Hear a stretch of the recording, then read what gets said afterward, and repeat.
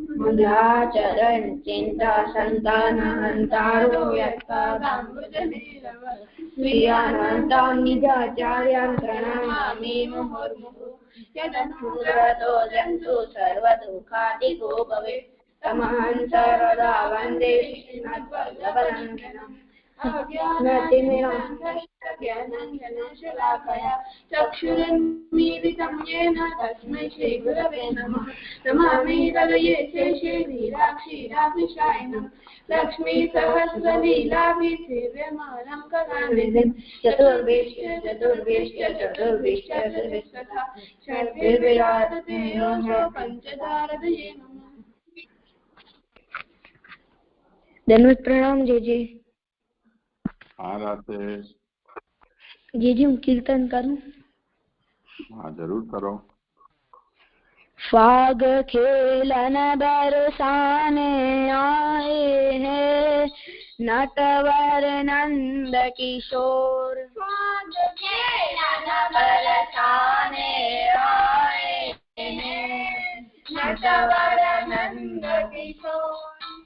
घेर लाई सब गली रंगीली घेर लाई सब गली रंगीली छाय रही छवि छटा छबीली छाय रही छवि छटा छबीली। डफ ढोल मृदंग बजाए हैं बंसी की गनगौर। अरे जिन डफ ढोल मृदंग बजाए हैं बंसी की गनगौर। फाग खेलन बरसाने आए हैं नटवर नंद किशोर। झूर मिल के सब सखियाँ आई झूर मिल के सब सखियाँ आई। उमड़ जटा अंबर में छाई उमड़ जटा अंबर में छाई।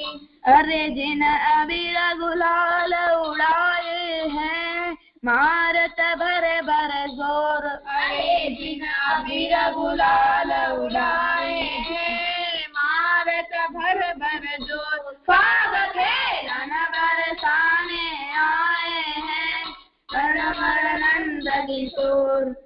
ले रहे चोट ग्वाल ढालन पे ले रहे चोट ग्वाल ढालन पे। केसर की चमले गालन पे केसर की चमले गालन पे। अरे जिन हरियल वास मंगाए हैं चलन लगे चहु और। अरे जिन हरियल वास मंगाए हैं चलन लगे चहु और। फाग खेलन बरसाने आए नटवर नंद किशोर। भैया बीर की घोर अंधियारी भैया बीर की घोर अंधियारी। देख देखना ये कोई नर और नारी दिखे ना कोई नर और नारी।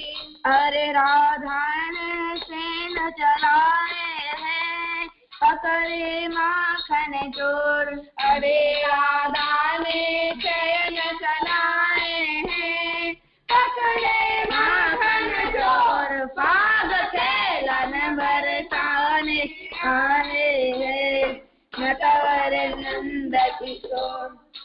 झूला लागर जानो चाहो झूला लागर जानो चाहो। तोरी को पगुआलाओ तोरी को पगुआलाओ। अरे श्याम ने सखा बुलाए हैं बाटत भर भर जोर। अरे श्याम ने सखा बुलाए हैं बाटत भर भर जोर। फाग खेलन बरसाने आए हैं नटवर नंद किशोर। राधे जू के हाँ खाओ, राधे जू कहे हाँ खाओ, सब सखियन के घर पहुँचाओ, सब सखियन के घर पहुँचाओ। श्री राम जस गाए हैं भयो कविता को छोर, श्री राम जस गाए हैं भयो कविता को छोर, पार से बरसाने आए हैं नटवर नंद किशोर। नंद का कुंवर कन्हैया बरसाने की छोरी है, छोरी है, बरसाने की छोरी है, नंद गाँव का छोरा है, छोरी है, पाक खेलन बरसाने आए हैं नटवर नंद किशोर। दीदी થઈ ગયો. અરે બહુ જોરદાર કર્યું રાતે, મજા આવી ગઈ. હો આજે ઉત્સવ પણ છે, ખબર છે કોનો ઉત્સવ છે?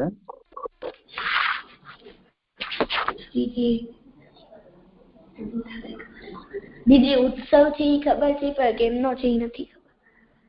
ઓ જો એ તો વાત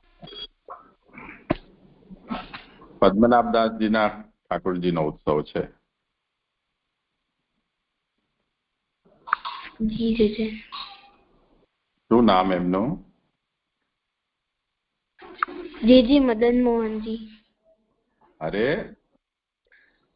हाँ મદન મોહનજી નહીં,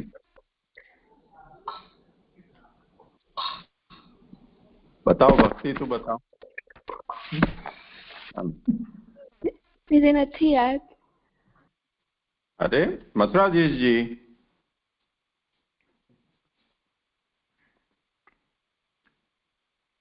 મથુરાધીશજીના પ્રસંગમાં આપણે એ જોયું હતું ને પદ્મનાભદાસજીમાં કે પદ્મનાભદાસજી ભાગવત કથા કરીને અને પોતે જીવિકા ચલાવતા કથાકાર હતા. પછી જયારે શ્રી મહાપ્રભુજીના સેવક થયા ત્યારે પછી મહાપ્રભુજી એમ કહ્યું કે ભાગવતની આજીવિકા કરવા કરતા ભૂખ્યા મરી જવું સારું, ભાગવતની આજીવિકા તો કદી ન કરવી. તો પછી એમણે સંકલ્પ કર્યો કે આપ તો ભાગવતની કહો છો, હું તો આજ પછી કોઈ પણ શાસ્ત્ર પુરાણ વાંચીને એની દક્ષિણા નહીં લઉં.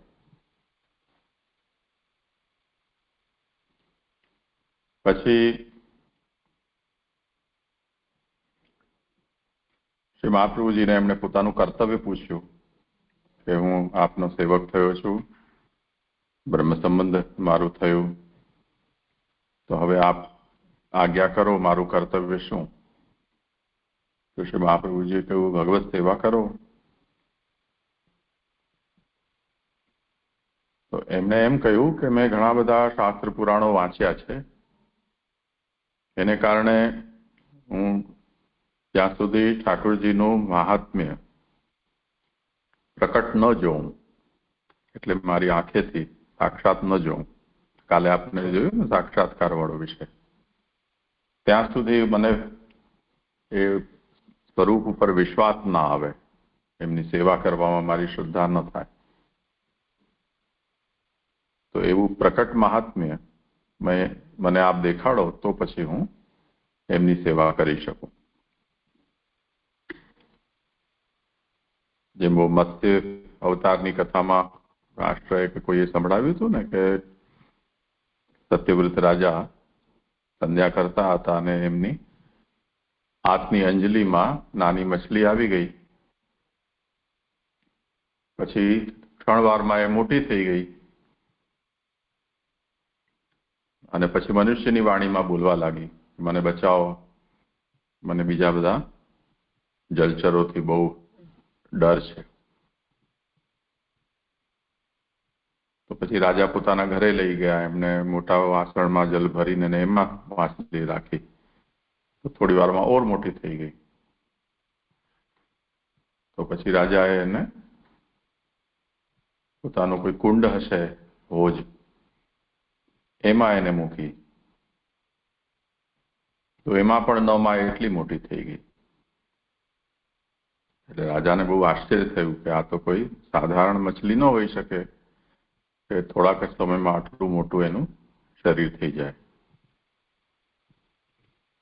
પછી ઠાકોરજી એમને એ વાત કહી કે હું ખરેખર સાક્ષાત ભગવાન છું અને હું આ માછલીના રૂપમાં મારો અવતાર થયો છે. તો એ સત્યવ્રત રાજા છે, એમણે આનો પ્રત્યક્ષ અનુભવ કર્યો. એવી રીતે પદ્મનાભદાસજી શ્રી મહાપ્રભુજીને પોતાની એ મૂંઝવણ કહી કે જ્યાં સુધી હું જેમની સેવામાં આપ મને કરવાનું કહો છો એમનો મહાત્મ્ય પ્રત્યક્ષ ન જોઉં ત્યાં સુધી મને શ્રદ્ધા ન થાય.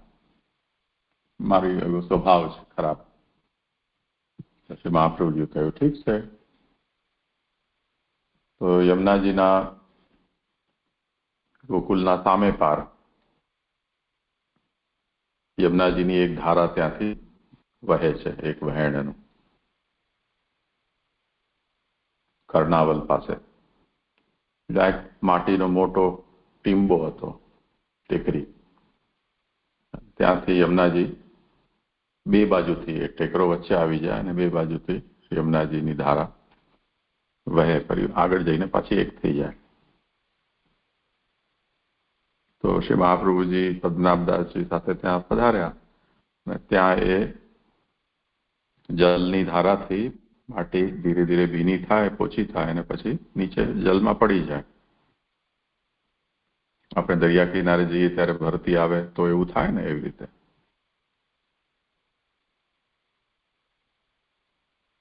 તો ત્યાં શ્રી યમુનાજીની જલની ધારાથી એ માટી ખસકી અને એમાં ખૂબ મોટું ઠાકોરજીનું સ્વરૂપ ત્યાં પ્રકટ થયું. અને ઠાકોરજીએ કહ્યું કે મારી સેવા કરો. મહાપ્રભુજી કહ્યું કે જો તારી ઈચ્છા હતી ને તો તારા માટે ઠાકોરજી પ્રકટ થયા, હવે કર એમની સેવા. પદ્મનાભદાસજી તો એકદમ ગભરાઈ ગયા, એટલા મોટા સ્વરૂપની સેવા કેમ થાય. એમને શ્રી મહાપ્રભુજીએ ઠાકોરજીને વિનંતી કરી કે જો આપની કોઈ સેવા કરે એવું ઈચ્છો છો તો આપનો સેવક આપના જેટલા સ્વરૂપની સેવા કરી શકે એટલા આપ થઈ જાઓ.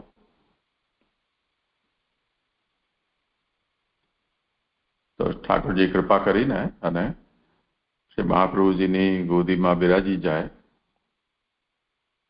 એટલા કદના પોતે થઈ ગયા. પછી શ્રી મહાપ્રભુજી એમને પદ્મનાભદાસજીને પધરાવ્યા. એ પદ્મનાભદાસજીએ મથુરાધીશજીની જ્યાં સુધી પોતે રહ્યા સેવા કરી, પછી એ પાછા શ્રી ગુસાઈજીના ઘરમાં પધાર્યા. અને જ્યારે શ્રી ગુસાઈજીના પરિવારમાં 7 બાળકો શ્રી ગુસાઈજીના હતા, એમના કુટુંબના નું વિભાજન થયું, એટલે બટવારો જેને કહેવાય. તો શ્રી ગુસાઈજીએ પોતાના સૌથી મોટા પુત્ર શ્રી ગિરધરજી, એ ગિરધરજીને મથુરાધીશજી સેવામાં પધરાવ્યા. શ્રી ગિરધરજી મથુરાધીશજીની સેવા કરતા.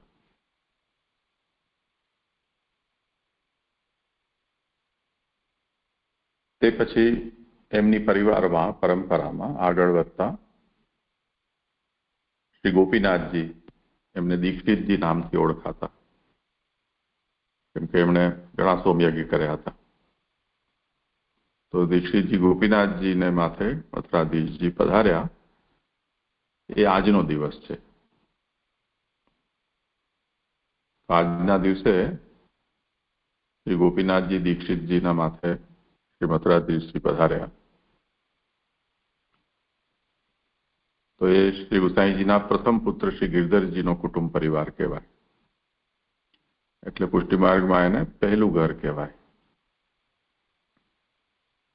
તો શ્રી ગિરધરજીના ઘરના અંદર એટલે પહેલા ઘરમાં મથુરાધીશજીનો પાટોત્સવ આજે મનાવાય છે.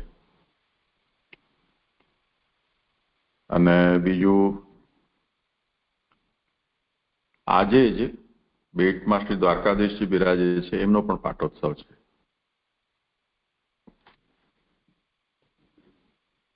જ્યારે બેટ દ્વારકામાં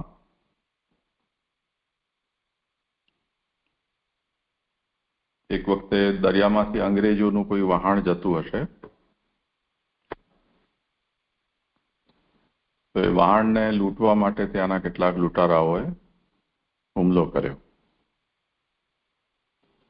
તો વહાણમાં અંગ્રેજો પતિ પત્ની મુસાફરી કરતા હતા. તો લડાઈ થઈ, એમાં એ બંને પતિ પત્ની અંગ્રેજ એ માર્યા ગયા.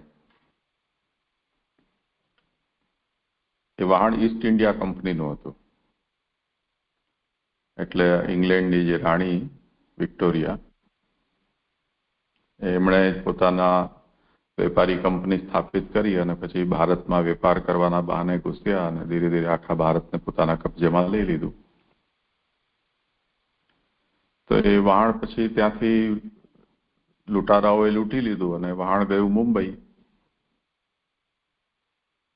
ત્યાં બધાને જાણ થઈ અંગ્રેજોને કે બેટ દ્વારકાના પાસે આવું બન્યું, એટલે ઓખા પાસે. તો એ લોકો ગુસ્સે ભરાયા અને એ લોકોએ ત્યાંથી પોતાની નેવી ફોર્સ છે લઈને આવ્યા. એટલે નૌકા સૈનિકો. અને ત્યાં આવીને એમણે તોપથી હુમલો શરૂ કર્યો બેટ દ્વારકા ઉપર. આપણે તો જાણીએ છીએ ઠાકોરજીનું મંદિર ત્યાં દરિયા પાસેથી એકદમ તરત જ દેખાય. તે જમાનામાં મંદિરની બહુ જ વધારે સુંદર આખું કિલ્લો હતો. એટલે એ અંગ્રેજોને તો વધારે ખબર ન હોય, તો એમણે ત્યાં હુમલો કર્યો. અહીંયા જ બધા સંતાયા છે, આ લોકોએ જ લૂંટ્યા છે અમારું વહાણ. અને બન્યું પણ એવું જ કે જે લોકોએ વહાણ લૂંટ્યું એ લોકોએ આ મંદિરમાં જ સંતાયા. એ અંગ્રેજોને ખબર પડી ગઈ. એટલે એમણે કહ્યું કે તમે મંદિર ખાલી કરીને અમને સીધો અંદર ઘૂસવા માટેનો રસ્તો આપી દો અને જે લોકોએ આ કામ કર્યું છે એમને મને સોંપી દો, નહીં તો અમે મંદિરને નષ્ટ કરી દઈશું. તો બધાના પ્રાણ ઉપર આફત હોય ત્યારે કોણ હિંમત કરે? એટલે એ લોકો એમ વિચાર્યું કે જ્યારે આ લોકો પાસેથી શસ્ત્ર વસ્ત્ર ખતમ થઈ જશે તો જતા રહેશે, અને જો નીચે ઉતરીને આપણી પાસે આવશે તો લડશું એમની સાથે. તો એમણે અંગ્રેજોની વાત ન માની. તો અંગ્રેજોએ તોપથી ગોળાઓ ચલાવ્યા અને મંદિરને તોડી નાખ્યું. જ્યારે અંગ્રેજોએ હુમલો શરૂ કર્યો ત્યારે ત્યાં જે બધા પૂજારીઓ હતા અને બીજા વૈષ્ણવો હતા, એ લોકો બધાએ ઠાકોરજીની સુરક્ષા માટે ઠાકોરજીને મંદિરમાંથી પધરાવી ગયા.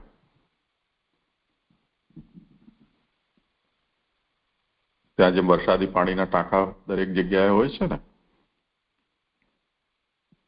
એવી રીતે શ્રી રાધિકાજીની ગૌશાલા, જ્યાં આપણે હંમેશા થૂલી ગોળ ઘાસ ખવડાવવા જઈએ છીએ, ત્યાં ઠાકોરજીને એને પધરાવી ગયા. અને જે પાણીનો ટાંકો હોય વરસાદી, ગુજરાતીમાં એને ભોંયરું પણ કહેવાય, એમાં ઠાકોરજીને પધરાવ્યા. અંગ્રેજોએ તો પછી અહીંયા ખૂબ તોપમારો કરીને આખું મંદિર નષ્ટ કરી દીધું અને મંદિર લૂંટી પણ લીધું. લૂંટીને એ લોકો જતા રહ્યા. આ વાતની ખબર અહીંયા સમાચાર મળ્યા માંડવી. તે વખતે આપણે ત્યાં ઘરે અમારા દાદીજી બિરાજતા હતા. રૂક્ષ્મિણી દાદીજી એમનું નામ હતું. રૂક્મિણી દાદીજીને સમાચાર મળ્યા તો એમણે મનોમન એવું નિર્ધાર કર્યું કે જ્યાં સુધી દ્વારકાધીશજીના દર્શન હું ન કરી લઉં સુરક્ષિત, ત્યાં સુધી હું અન્ન જલ ગ્રહણ નહીં કરું.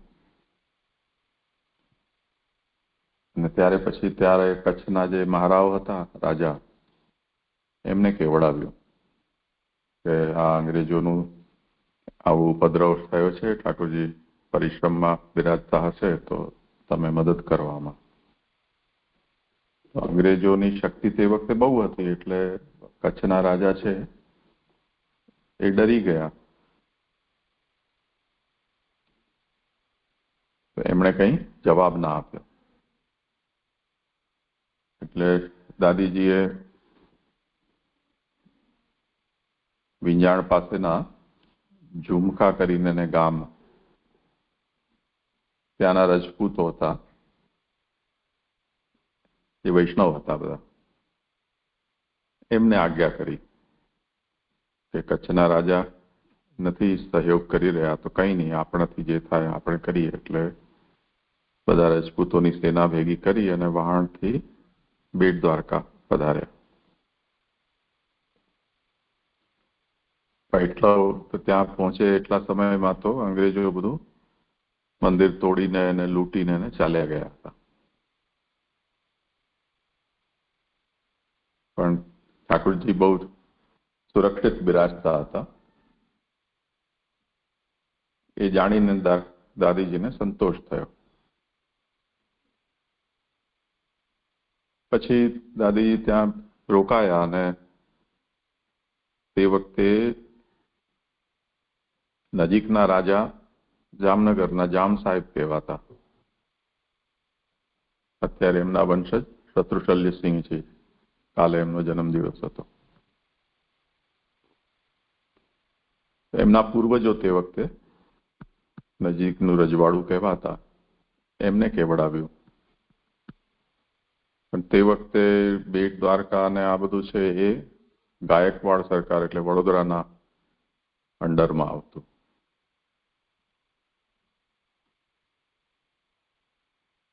એમણે અહીંયા ગાયકવાડને કેવડાવ્યું. પછી એમ કરતા મંદિરનું સમારકામ અને નવીન મંદિરનું નિર્માણ કરવાનું ને બધું કામ ધીરે ધીરે શરૂ થયું દાદીજીની સૂચનાથી. તે પછી આજના દિવસે દ્વારકાધીશજી ફરી પાછા નવીન મંદિરમાં પધાર્યા.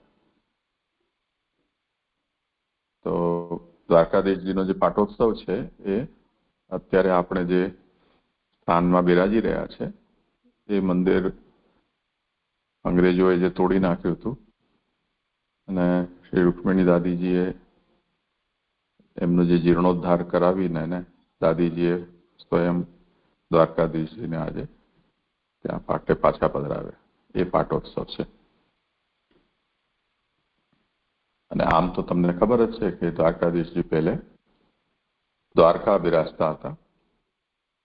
અત્યારે દ્વારકામાં જે મંદિર છે એમાં પણ મુસલમાનોના હુમલાને કારણે ત્યાંથી દ્વારકાધીશજીને બેટ દ્વારકામાં પધરાવવામાં આવ્યા. જે પહેલે શંખોદ્ધારમાં શંખનારાયણજીનું મંદિર છે ત્યાં પધાર્યા. ઘણા વર્ષો ત્યાં બિરાજ્યા. પછી અત્યારે જે સ્થાન છે ત્યાં નવા મંદિરો બન્યા પછી એમાં પધાર્યા. તે પછી દાદીજીના વખતે ફરીથી મંદિરનો જીર્ણોદ્ધાર થયો અને આજના દિવસે ત્યાં પધાર્યા. તો આજે બે ઉત્સવ થઈ ગયા. એક ઉત્સવ શ્રી મથુરાધીશજીનો પાટોત્સવ, શ્રી ગિરધરજીના વંશમાં સૌથી મોટા પુત્ર દીક્ષિતજી શ્રી ગોપીનાથજી એમના માથે પધાર્યા એનો પાટોત્સવ. અને બીજો શ્રી દ્વારકાધીશજી રૂક્મિણી દાદીજીએ આજે બેટમાં મંદિરનો જીર્ણોદ્ધાર કરીને પધરાવ્યા એનો પાઠ.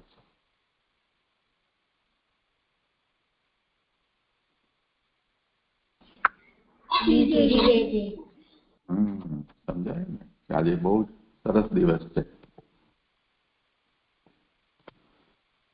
ચાલો ઠીક છે. આજે ઉત્સવનો ક્રમ છે તો આટલું જ આપણે આજે રાખીએ. આજે બધું યાદ રાખજો બધું. હું પરમ દિવસે આવીશ, પૂછીશ બધું. ચલો.